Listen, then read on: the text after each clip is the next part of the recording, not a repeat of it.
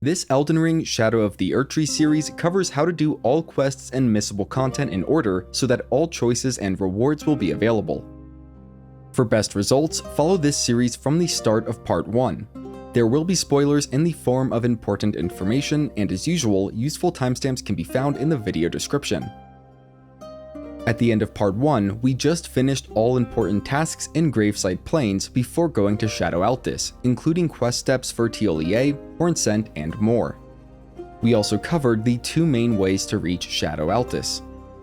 In Part 2, we will be completing a majority of the remaining quest steps for Thiollier, Moor, and Dryleaf Dane, as well as collecting all Shadow Realm blessings possible before approaching the Shadow Keep. Before going to Scadu Altus though, we should discuss the Furnace Golems and how to defeat them. For that, we will want to return to the Scorched Ruins to grab the Hefty Fire Pot recipe, which is contained in the Greater Potentate's Cookbook 1. It is right next to where we got our first Hefty Cracked Pot, and it probably should have been covered at that time. While we are here, we can head a short distance northeast to find the Sacred Tower painting.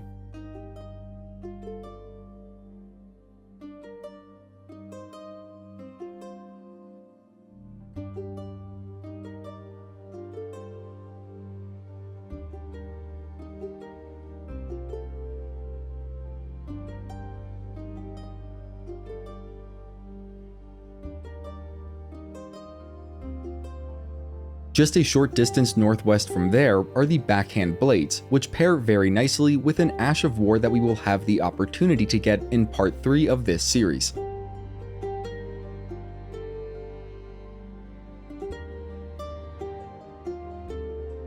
Now onto the Furnace Golems. The first one is located nearby, just north of the Scorched Ruins. This is one of the unarmored variants of Furnace Golem.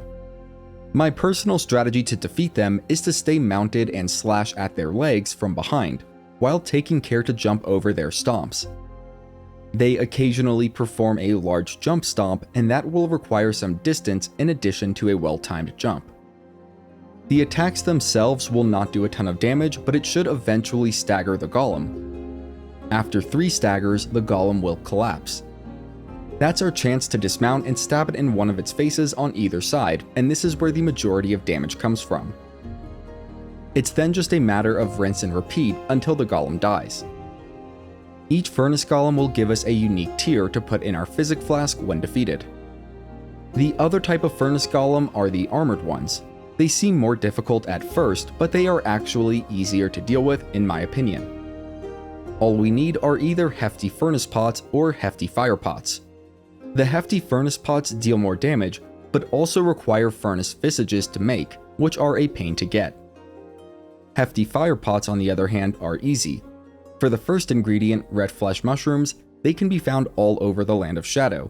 We also got the Mushroom Seller's Bell Bearings in Part 1, and we can turn those into the Twin Maiden Husks, which will allow us to buy an endless supply of those Red Flesh Mushrooms. For the second ingredient, Black Pyrefly, we can go to the Main Gate Cross. Up the stairs in northwest, there are 5 Black Pyreflies to gather. We can then fast travel back to the Main Gate Cross and repeat the process as many times as needed. A total of 5 Hefty Fire Pots will be required to defeat an armored Furnace Golem, but I like to bring 6 along just in case I miss one. The only armored Furnace Golem we've seen so far is west of the undead hippo that we fought in Charo's Hidden Grave. Our goal is to toss the Hefty Fire or Furnace Pots into its large basket-shaped head. Because of this, with armored Furnace Golems, there's almost always a Spirit Spring nearby that can be taken to reach a high ground.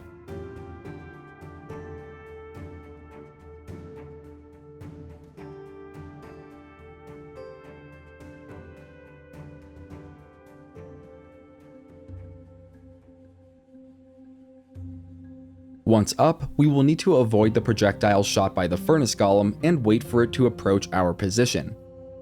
We can then toss the Hefty Fire Pots into its basket-shaped head for major damage. The quicker we do this, the better, as it won't give the Golem a chance to react. However, watch out for its jump swipe attack, as it can result in a missed throw. As previously said, it takes 5 Hefty Fire Pots to defeat an armored Furnace Golem in this way. but if you want to use Hefty furnace pots instead, it will only take 3 of those. With that covered, let's move on to Scadu Altus. We will be starting at High Road Cross. There is a Scadutree Fragment to pick up and a cross to interact with. There is also Needle Knight Leda, whom we can speak to and ask about the Hornsent. Speaking of them, the Hornsent NPC is also nearby. On our way over to him, we should pick up the Monk's Missive and May the Best Win gesture, which will be needed for a quest. We can then speak with the Hornsent NPC to get a new cross map and should exhaust all of his dialogue. If you haven't already gotten the Forager Brewed Cookbook 4, make sure you have a Warming Stone before moving on. As mentioned before, a few can be found west of the Church of Erith in Liurnia.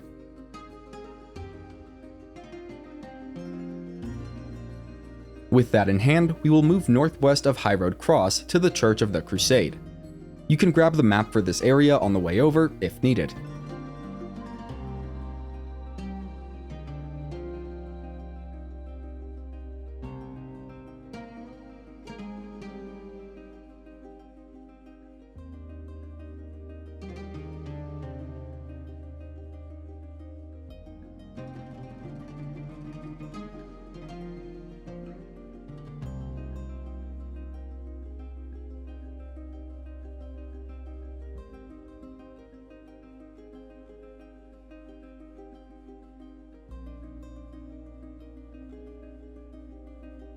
Upon entering the church, we will be invaded by Fire Knight Queelign for the second time.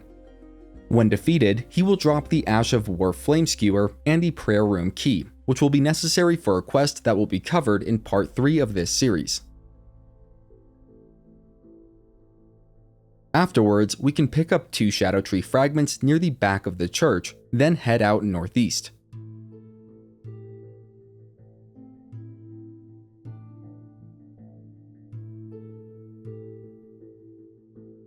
If we haven't already done so, we can drop a Warming Stone near the friendly curled up Pest Forager.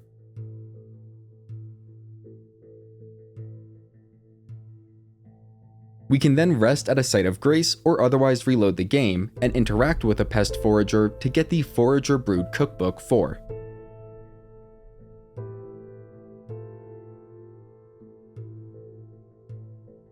Next up, let's move east and grab the Scadutree Fragment within the Mesmer soldier camps. As mentioned before, we should avoid going north for now, especially if we haven't yet gotten the Forager Brewed Cookbook 7 from Moore.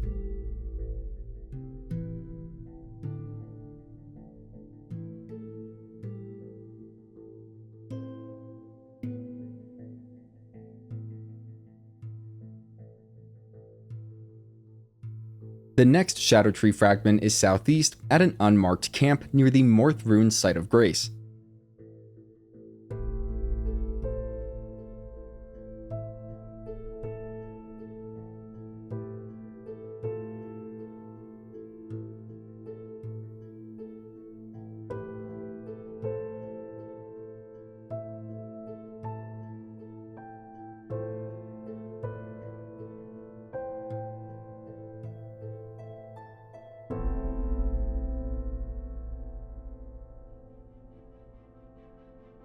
We can then move a short distance over to the Site of Grace, where another Scadutree Fragment and Cross of Miquella can be found.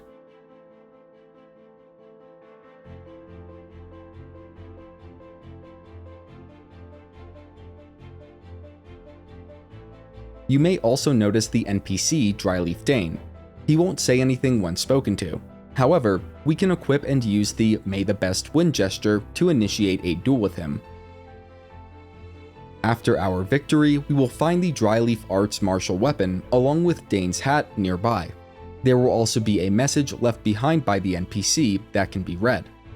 That is pretty much the extent of Dryleaf Dane's questline, though we will see him again. Let's round up a few more Shadow Realm blessings before returning to Moore and Ansbach. We will start by heading east through Rauh Ruins. Near the edge of this area is a revered Spirit Ash. Just watch out for the Curse Blade enemy nearby.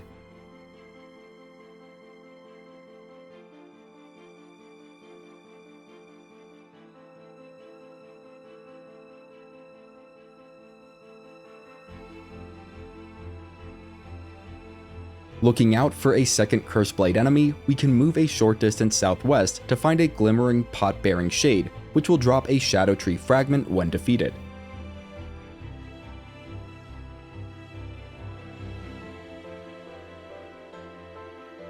If we haven't already done so, we will want to go discover the Shadowview Cross to the south. There is a sealed Spirit Spring, and we can destroy the stones further southeast to unseal it. I've also been told that Mohg or Margit's Shackle will destroy it from a far distance. We can then take the Spirit Spring to the elevated area and move southeast down the path to reach the Shadowview Cross.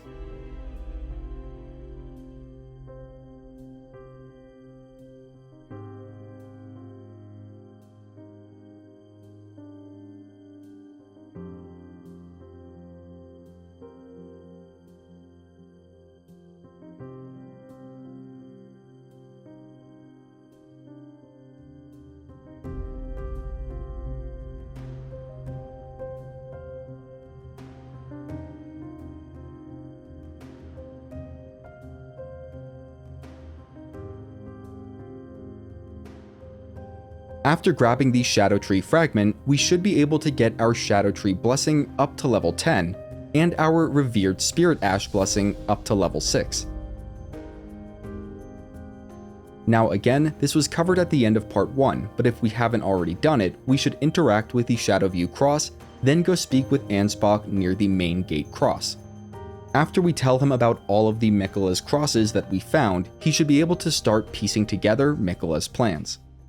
We can also interact with Moore and choose the Talk to Moore option to get the highly missable Forager Brood Cookbook 7.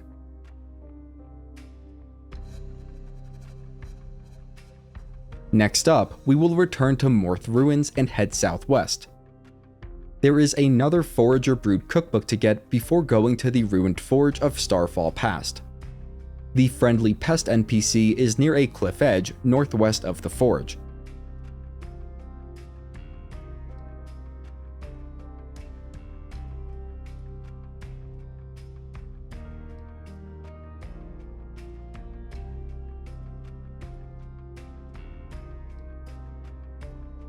Interacting with it will get us the Forager Brood Cookbook 1.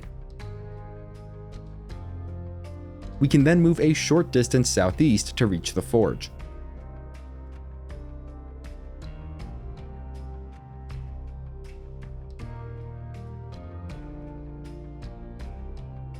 There are 4 unique pieces of gear to get here, and one of them is a legendary weapon. We can start by moving into the forge and across the bridge. There is a lever that we will need to pull to lower a gate. While that is happening, we can pick up the Smith's Script Spear to the southwest before heading northeast through the open gate.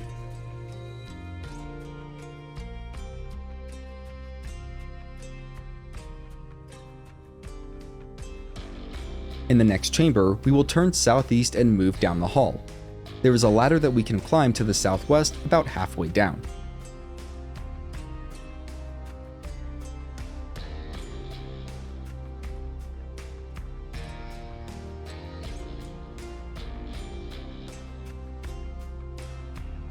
We can follow this next path northwest into a large room and climb the rubble up to the second floor.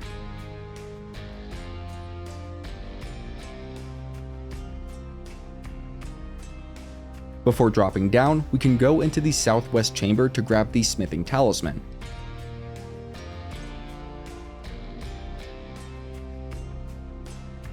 Next, dropping down, we will then move across the bridge to pull a lever, opening the nearby gate.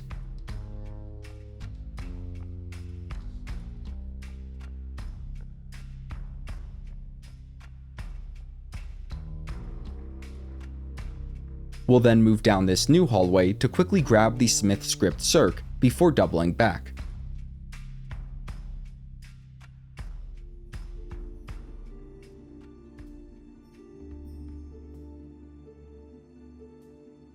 Near the entrance of this hallway is a lever. We'll need to pull it, then quickly jump on top of the gate that we previously opened before it rises up. The gate will act as a makeshift lift, taking us to an otherwise inaccessible area where the forge altar is found. Interacting with it will get us the legendary Ancient Meteoric Ore Greatsword along with an Ancient Dragon Smithing Stone. This is a very fun sword to use, but it does require an Arcane of 19. I used it for part of this video, but eventually switched back to the Blasphemous Blade. Our next destination is the Templetown Ruins. To reach it, we will move northeast from the Rauh Ruins Site of Grace.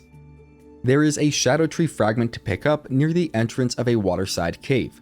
We can grab it, then move through the cave.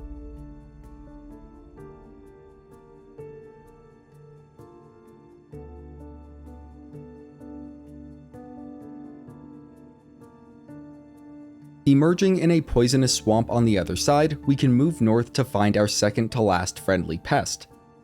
It will give us the Forager Brood Cookbook 5 when interacted with.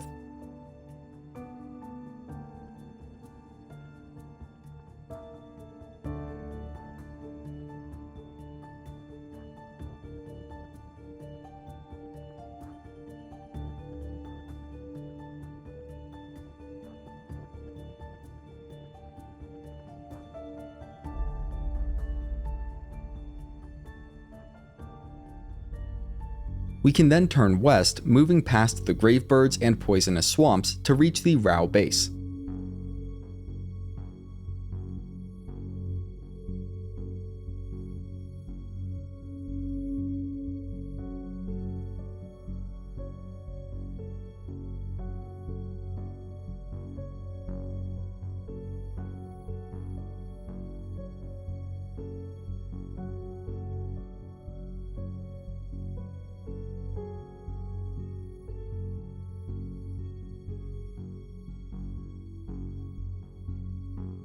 Even though we don't yet have the map for this area, the final ruined forge is easy enough to reach. It's just northeast of the Ancient Ruins Base Site of Grace, at the end of a dirt path.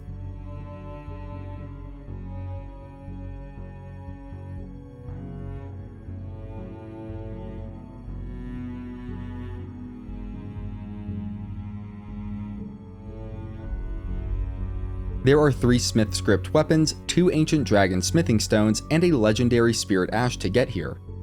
We will start by moving down the main path. There is a gap that we can jump across, and we'll want to watch out for the Golem waiting in ambush when moving northeast into a chamber with the Smith Script Axe.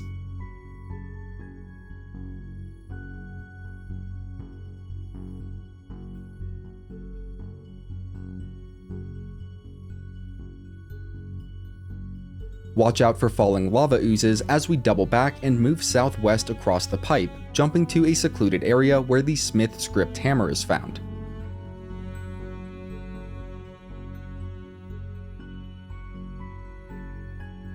We will then return to the pipe and walk up it, jumping to the north side at the top. We can grab the Ancient Dragon Smithing Stone there before jumping back to the pipe and going to the south side.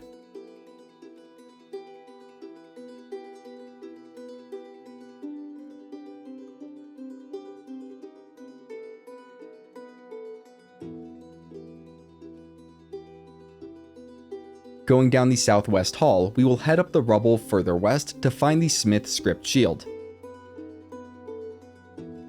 To reach the end of this forge, head southeast from there, jumping over the railing that is guarded by a Golem Smith and lava ooze.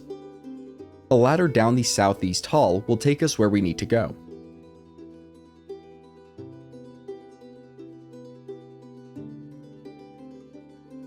Up the stairs is the lever that will need to be pulled.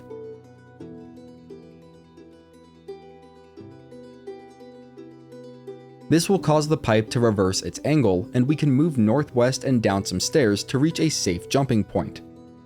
I recommend dropping to the platform below before leaping to the pipe.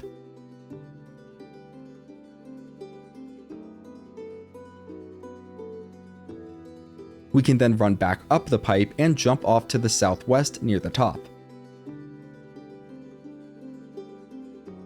A ladder there will take us to the Forge Altar, where we can get the legendary Spirit Ashes, Taylew the Golem Smith, and an Ancient Dragon Smithing Stone. There is also a lever here, which can be pulled to return the pipe to its original position if that is something that you need to do.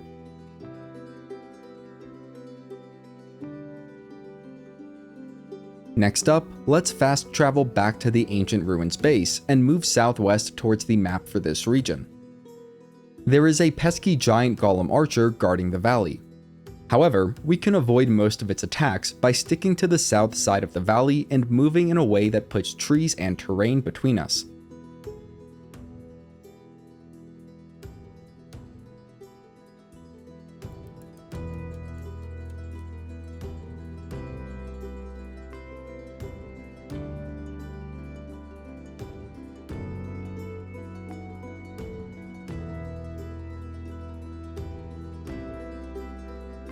There is also a sealed spirit spring along the way, and we will return to it soon enough. For now though, let's go get the Rauh Ruins Map, then move a bit further west to discover the Templetown Ruins Site of Grace.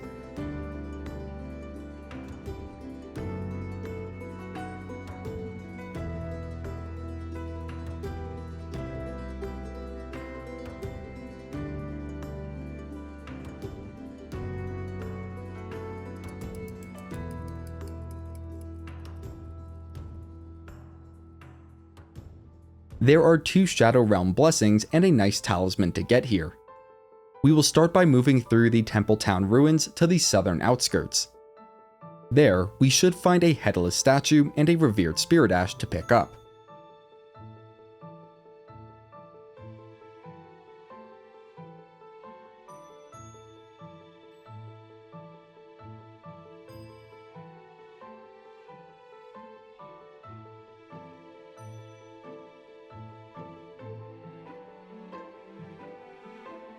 We can then move north to the ruins.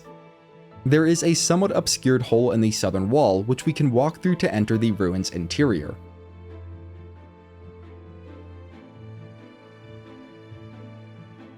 Moving up the stairs and across the bridge, we can then use Torrent to double jump to the bridge's interior, where a Scadutree Fragment is found.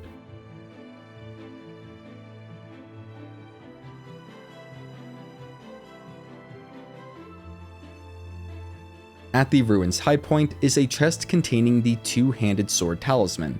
It's guarded by a horned warrior.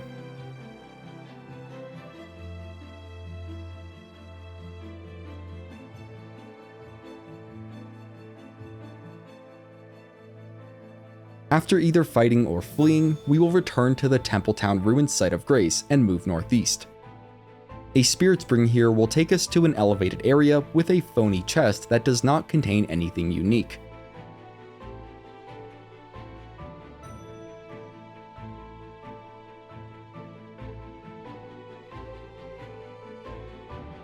However, we can run up the crumbling wall and jump from there to an alcove in the mountainside. We can then follow the path from there to reach a chest that contains another legendary spirit ash, Divine Bird Warrior Ornis.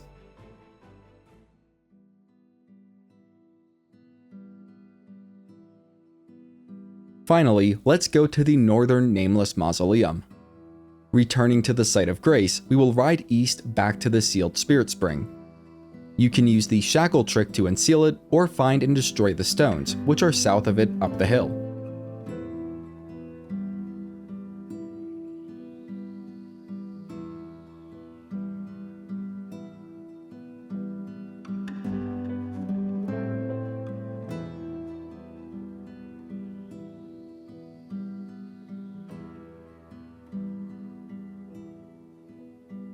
We can then use the spirit springs to reach the plateau where the mausoleum is waiting.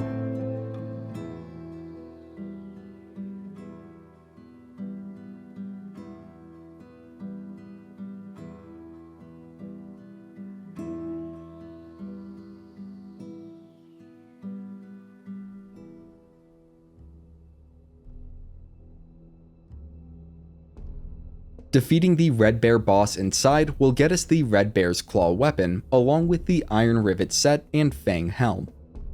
There is a lookout to the southwest where we should be able to get the reward for the Sacred Tower painting, but I don't think we can get that reward until after reaching a later stage of the DLC. So, with that in mind, we will fast travel back to the Morth Ruins Site of Grace.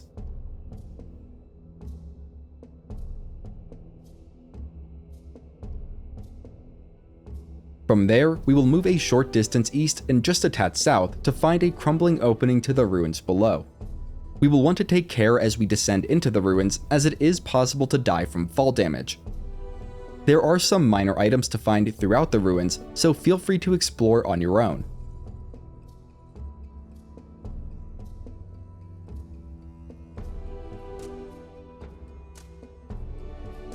Once we've gotten near the bottom of the ruins, there should be a tunnel leading southeast to the Bonny Village Site of Grace.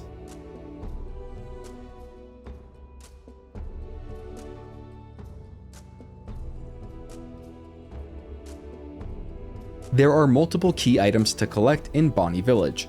Moving down the main road, we can grab a hefty cracked pot on the southeast side. And we may as well pick up the Bonny butchering knife in a house on the northeast side of the road. We will then jump across the broken bridge and move to the northern outskirts. Along the way, we can grab our 8th hefty cracked pot.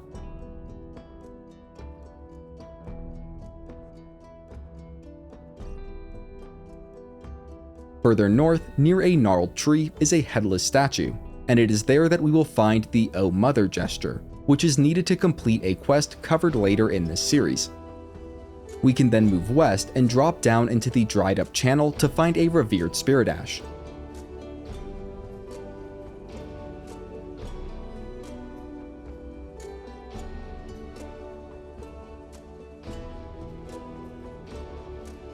This is a good time to explore the final jail, Bonny Jail.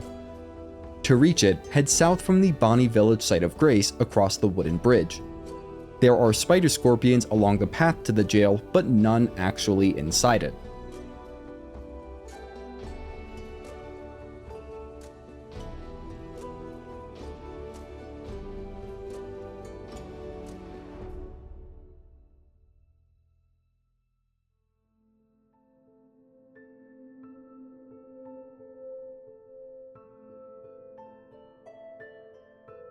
This dungeon is relatively short, but it does involve a little bit of backtracking and trickery. Moving along the main path, we will first drop down 2 hanging jars to reach a secluded area. Watch out for the jumping jar innards when going to the southeast chamber, where our 9th hefty cracked pot can be found. The enemies here are going to give us trouble, so we should deal with them before going to stand on the sigil to the west. It should glow and call down the hanging jar, but jump on it if it doesn't work the first time around. The jar will take us back up to the top floor, and we can move down the western path from there.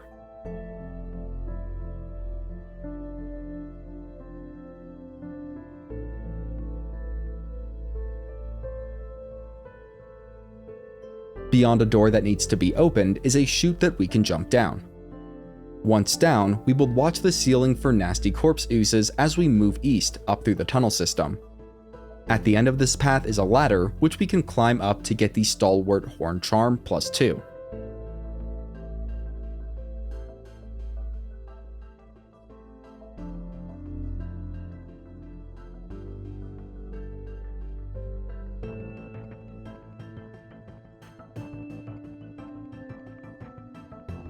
We can then jump through the nearby hole in the wall and retread our previous path to return to the tunnel system.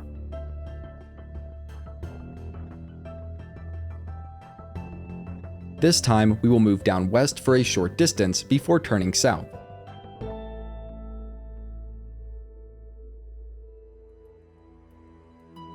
We can run the rest of the way down this path to exit the tunnel system.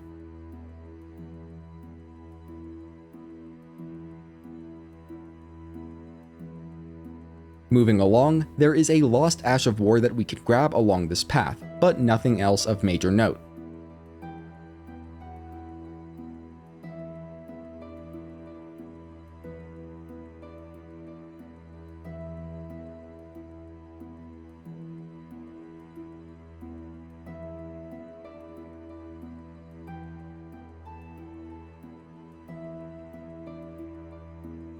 Once we exit out into a large cavern, we will move west down the stairs and through a doorway. After going through another door that needs to be opened, we will jump on the hanging pot to the north, but make sure to stay on it when it lowers.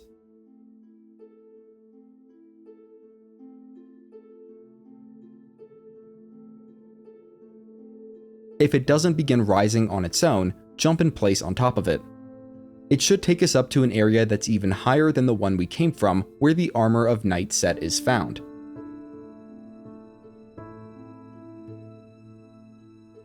We can then watch for the lunging jar innards as we go down the south passage to get the Shield of Night.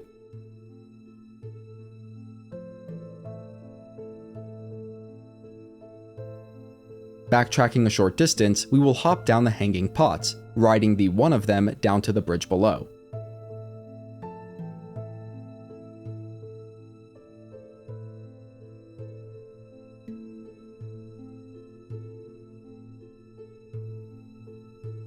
It's then just a few steps northwest to reach the boss chamber, where we will need to fight Curseblade Labyrinth.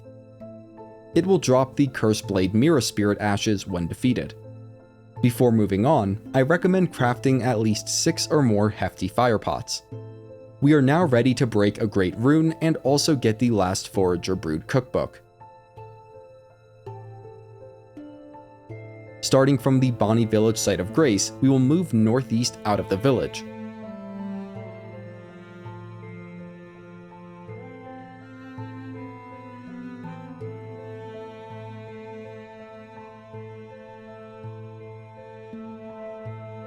After crossing the first wooden bridge, we can make a quick stop at the whipping hut to grab the Tooth Whip, before making our way to the bridge leading to the village site of Grace.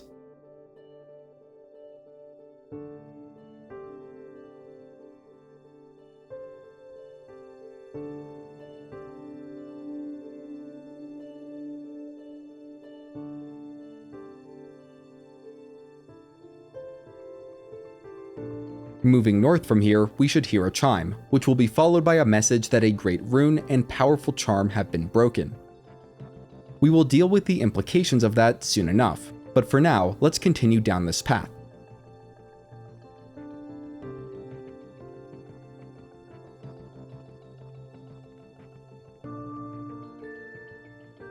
Along the way, we will run into an armored furnace golem.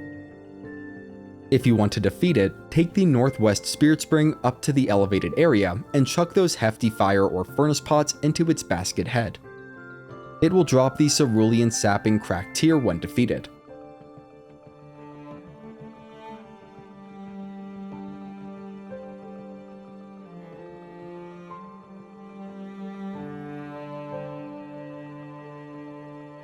We can then carefully make our way down and continue up the road.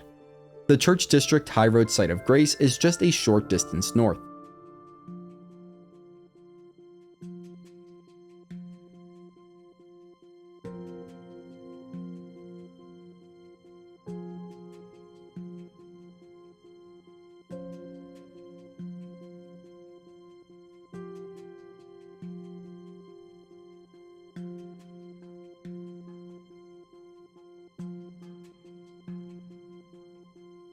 From there, we will move northwest. Rather than go through the tunnel, we will climb the hill beside it to reach the area above.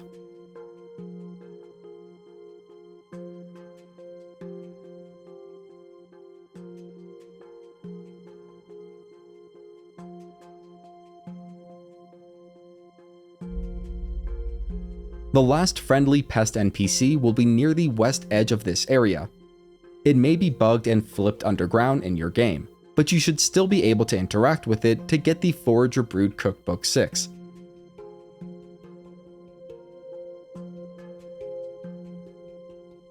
I recommend checking your key items to confirm that you have all Forager Brood Cookbooks at this point.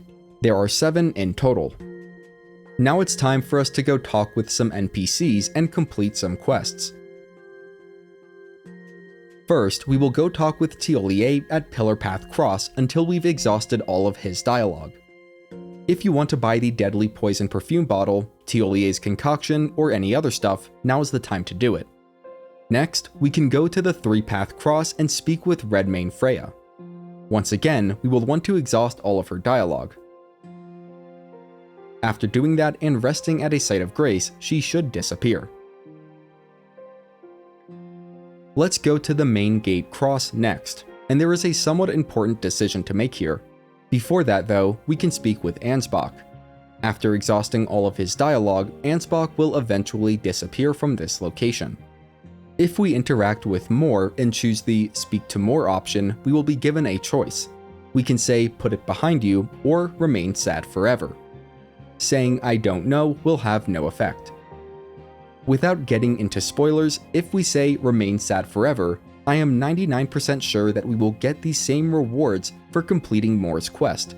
We will just get them sooner. This would lock us out of getting any remaining Forager brewed cookbooks, but that shouldn't matter since we already got all of them. This is one of those points where spoilers will be in the form of important information, and you may want to watch ahead because of that. The rewards for completing More's quest are his entire Verdigris armor set, Verdigris shield, and bell bearing. If you choose Remain Sad Forever, you will be able to get those rewards right now. If you instead choose Put It Behind You, you will still get those rewards, but only just before the final boss fight. That being said, you will also get one more chance to interact with More, though it's not in a great way. I personally won't be using his armor or shield, and because of that, and because of the small extra interaction, I am choosing the Put It Behind You option. Regardless of which choice we make, we can rest at a site of grace a few times and then fast travel to this location to make sure that he has left. If you chose the Remain Sad Forever option, you can claim your quest rewards by going to the location of the pest NPC that gave us the Forager Brewed Cookbook 4, the one that is north of the Church of the Crusade. Once again, we will get More's bell bearing, Verdigris shield, and the entire Verdigris armor set.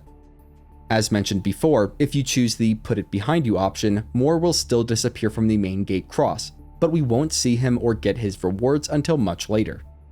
Both choices have equally sad outcomes, and so with that, you can make your choice and get your rewards if applicable. Next up, we will go to High Road Cross to speak with Hornsent first, and Needle Knight Leda second. When speaking to Leda, we will have the option to suggest Thiollier or Hornsent. You don't have to do either, but if you suggest Thiollier, it will give a little more story context and it won't have any effect on Thiollier. We can also suggest Hornsent for a similar reason. In the end, Leda's next course of action will remain the same, regardless of what we say to her. Going back to the Pillar Path Cross, we will speak with Thiollier. If he isn't saying anything new, rest at the site of grace a few times and then speak with him again. We want to get to the point where Thiollier says that he is heading south. At this point, the seal near the Fisher site of grace will be gone and we can move east down through the tunnel. I thought this was a cool moment, so feel free to pause for a minute to avoid spoilers and resume watching after discovering the next site of grace.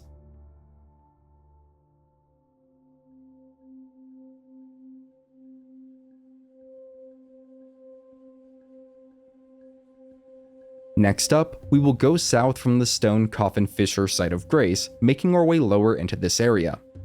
There is a loose area of rock that will break away when we step on it, and we will somehow land safely on the ground below. It's just a short distance northeast from there to the next site of grace, along with one of Miquella's crosses.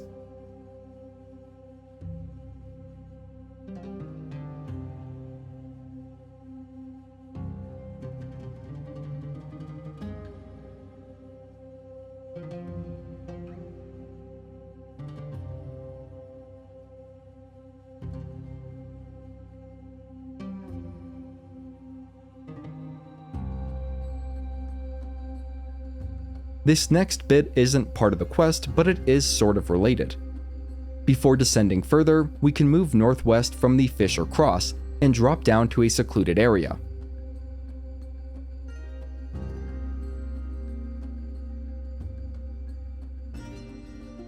Watching out for falling putrescent oozes, we can move a short distance east to find the Velvet Sword of Saint Trina. We can then return to the Last Grace and begin descending in earnest. This time, we will head north, going from coffin to coffin. There are several gravebirds and a nasty variant of lookout stone enemies guarding the way. The lookout stones I am referring to shoot lasers at regular intervals with pinpoint accuracy. I normally don't fight with enemies during my walkthrough sections, but the first lookout stone in particular just gave me too much of a hard time to not deal with as soon as possible. If you want to play it safe, just take this section slow and deal with the lookout stones as you go. Eventually, we should reach the Fisher Waypoint Site of Grace.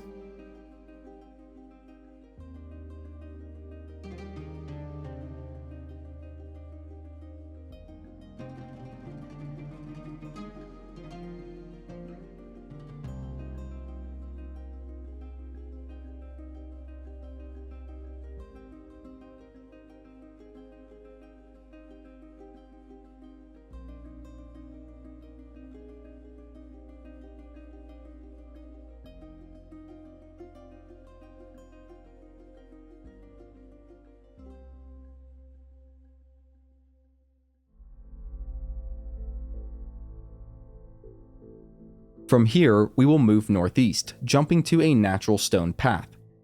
There is a shade form of a Lionel Misbegotten ahead, so we may want to take care of the skeleton warriors before proceeding. In any case, the Lionel Misbegotten shade will drop the multi-layered Ring of Light incantation when defeated, and it's just a short distance southeast from there to reach the Fisher Depths Site of Grace.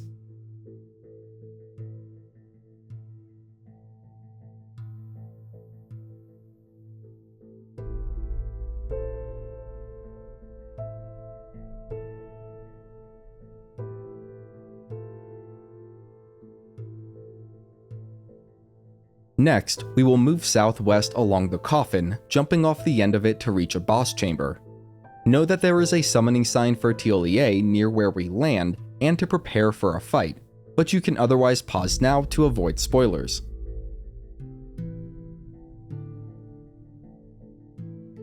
For everyone else, the boss, Putrescent Knight, is not especially tanky. It dies quickly, but it also has the potential to deal a lot of damage fast. Its one blue flame move is particularly dangerous, but it can also be dodge rolled through with good enough timing. Upon our victory, we will get the Remembrance of Putrescence, and a Site of Grace for the Garden of Deep Purple will appear nearby.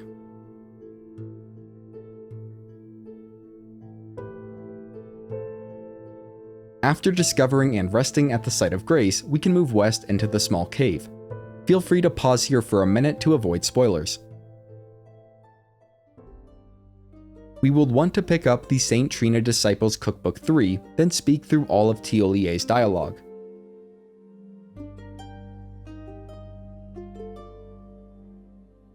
This next part will require dying several times. Interacting with St. Trina, we will need to imbibe nectar. This will cause our death, so make sure to pick up your runes each time you do this. I say each time because we will need to do this a total of 6 times. After the 3rd time we imbibe nectar, Thiollier will have some new lines as we enter the cave. We can speak to him, but he won't say much.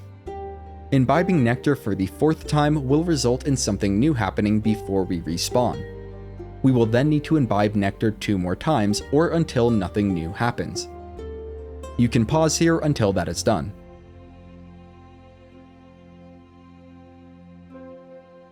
After all of that, we can go speak with Thiollier and pass on St. Trina's words. Thiollier will ask us to stop, but we should try to pass on St. Trina's words again. After exhausting all of Thiolier's dialogue, we can then return to the Site of Grace and rest. Approaching St. Trina's cave will trigger an invasion, in which victory will get us the St. Trina's Smile Talisman. Finally, we can return to Thiollier in the cave, speak with him, and pass on St. Trina's words. If we rest at the Site of Grace and return to Thiollier, he will now be unresponsive. At this point, we've completed all necessary steps to finish Thiolier's questline once we near the end of the DLC. Last but not least, we can return to High Road Cross to speak with Leda. She will explain her plans to us, and they will be the same regardless of what we may have told her. Hornsent will also be gone, presumably off to the Shadow Keep. For those that want to keep track, our current Scadutree blessing should be at level 11, and our Revered Spirit Ash blessing at level 6. We should also have 1 Scadutree Fragment and 2 Revered Spirit Ashes in our inventory. In this part of the series, I had originally planned to cover the Egon and the Dragon Communion Priestess questline, which takes place in the Jagged Peak region. However, after attempting it myself and still struggling with the final boss of the quest, I felt that the difficulty presented was intended for characters that have collected more Shadow Realm blessings. The same can be said about the quest line that is started at the Cathedral of Manus Metter. We will be collecting many more Shadow Realm blessings in part 3 of this guide series, which will cover the Shadow Keep and, if time permits, the Rauh Ancient Ruins along with associated quests. In the meantime, feel free to explore the rest of Scadu Altus and the area north of Templetown Ruins. Just remember not to attack any friendly NPCs you might stumble into. If you're still having trouble with the steps covered in this video, you can reach out in the comments section where I will do my best to help. I also recommend checking the comment I have pinned, as I'll be updating it with information about specific problems people are having and potential solutions. You can find part 3 of this series over on my channel, and if you're new, consider subscribing. You're helping me feed my cat. Her name's Marshmallow. Have a great day. If you're here today, have a great Monday and a great week. And as always, thanks for watching.